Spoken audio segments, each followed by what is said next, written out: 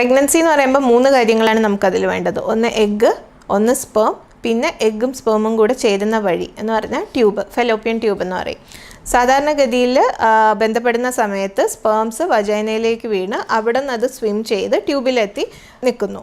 അണ്ടോൽപാദനം നടക്കുമ്പോൾ അണ്ടം പൊട്ടി വയറിലേക്ക് വീണ് അത് ട്യൂബ് വഴി കയറി ട്യൂബിൽ വന്ന് അണ്ടവും ബീജവും കൂടി ചേരുന്നത് ഈ ട്യൂബിൽ വെച്ചിട്ടാണ്. അവിടെ നിന്ന് അത് ചേർന്ന് ഒരു കുട്ടിയായി മാറി വീണ്ടും അത് തിരിച്ച് ഗർഭപാത്രത്തിൽ വന്ന് പിടിക്കുന്നു. ഇങ്ങനെയാണ് സാധാരണ രീതിയിൽ ഗർഭധാരണം നടക്കുന്നത്. അപ്പോൾ ഇതിൽ ട്യൂബിൽ പ്രശ്നമുള്ള ആൾക്കാരുണ്ട് എന്ന് പറഞ്ഞാൽ ട്യൂബ് എവിടെയെങ്കിലും ഒട്ടിയിരിക്കുക. നമ്മളിപ്പം കൈ എവിടെയെങ്കിലും കെട്ടിയിട്ടാൽ കൈക്ക് അനങ്ങാൻ പറ്റില്ല. അതുപോലെ തന്നെ ട്യൂബ് എവിടെയെങ്കിലും ഒട്ടിയിരുന്നാൽ ട്യൂബിന് സാധാരണഗതിയിൽ നടക്കുന്ന ഈ പ്രക്രിയ പോയി അണ്ടം എടുക്കുക എന്നുള്ള ആ പ്രക്രിയ നോർമൽ രീതിയിൽ നടക്കില്ല. അങ്ങനെ വരുമ്പോൾ ട്യൂബ് ഒട്ടിപ്പിടിച്ചിരിക്കുകയാണെങ്കിൽ, അല്ലെങ്കിൽ ട്യൂബിന് എന്തെങ്കിലും ബ്ലോക്ക് വരിക, ട്യൂബൽ ബ്ലോക്ക് എന്ന് പറയും, അല്ലെങ്കിൽ ട്യൂബിൽ വെള്ളം കെട്ടി നിൽക്കുക, അങ്ങനത്തെ അവസ്ഥ, ഹൈഡ്രോസാൽഫിങ്സ്, ഇങ്ങനത്തെ അവസ്ഥകളിൽ സാധാരണ അണ്ടവും ബീജവും കൂടെ ചേരുന്ന ആ പ്രക്രിയ നോർമലായിട്ട് നടക്കില്ല. അങ്ങനെയുള്ള അവസ്ഥയിലും ട്യൂബൽ പ്രോബ്ലം കാരണം ഇൻഫെർട്ടിലിറ്റി വരാം. ഇതെങ്ങനെ കണ്ടുപിടിക്കും എന്നുള്ളതാണ്. ഒന്ന്, നമുക്ക് ചെറിയ ടെസ്റ്റുകൾ വഴി കണ്ടുപിടിക്കാം. കാരണം ട്യൂബ് ടെസ്റ്റ് എന്ന് പറഞ്ഞാൽ ചെറിയ OPD പ്രൊസീജിയറാണ്. രാവിലെ വന്നാൽ നമ്മൾ താഴെ കൂടെ ഒരു ഡൈയോ വെള്ളമോ പുഷ് ചെയ്ത് ഒന്നില്ലെങ്കിൽ എക്സ്റേ എടുക്കാം, അല്ലെങ്കിൽ സ്കാൻ വഴി നമുക്കത് പുറത്തേക്ക് വരുന്നുണ്ടോ എന്ന് നോക്കാം. ട്യൂബിൽ കൂടെ പുറത്തേക്ക് വരികയാണെങ്കിൽ അതിന് ബ്ലോക്ക് ഇല്ല എന്ന് നമുക്ക് കണ്ടുപിടിക്കാം.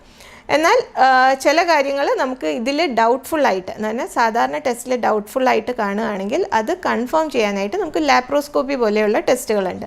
ലാപ്രോസ്കോപ്പി എന്ന് പറഞ്ഞാൽ ഒരു ഓപ്പറേഷനാണ്, നമ്മൾ താക്കോൽ ദ്വാര ശസ്ത്രക്രിയ, കീഹോൾ സർജറി. അതിൽ നമ്മളൊരു ക്യാമറ ഇട്ടിട്ട് വയറിൻ്റെ ഉള്ളിൽ നോക്കും.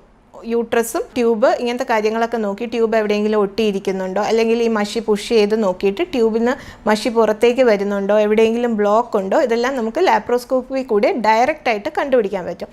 ചില കാര്യങ്ങൾ ട്യൂബിലത്തെ പ്രശ്നങ്ങൾ നമുക്ക് അതുവഴി തന്നെ കറക്റ്റ് ചെയ്യാനും പറ്റും. എന്ന് പറഞ്ഞാൽ ട്യൂബും ഗർഭപാത്രവും കൂടെ യോജിക്കുന്ന ഭാഗത്താണ് ബ്ലോക്ക് എങ്കിൽ നമുക്കത് കാനുലേഷൻ, ചെറിയൊരു ട്യൂബ് ഇട്ട് അത് തുറന്നു കൊടുക്കാൻ പറ്റും.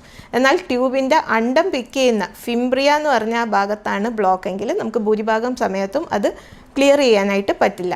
അപ്പോൾ ട്യൂബിൻ്റെ ബ്ലോക്ക് ഉണ്ടോ, അതുണ്ടെങ്കിൽ കറക്റ്റ് ചെയ്യാനും പറ്റുന്ന ഒരു പ്രക്രിയയാണ് ഈ ലാപ്രോസ്കോപ്പി എന്ന് പറഞ്ഞ ഓപ്പറേഷൻ.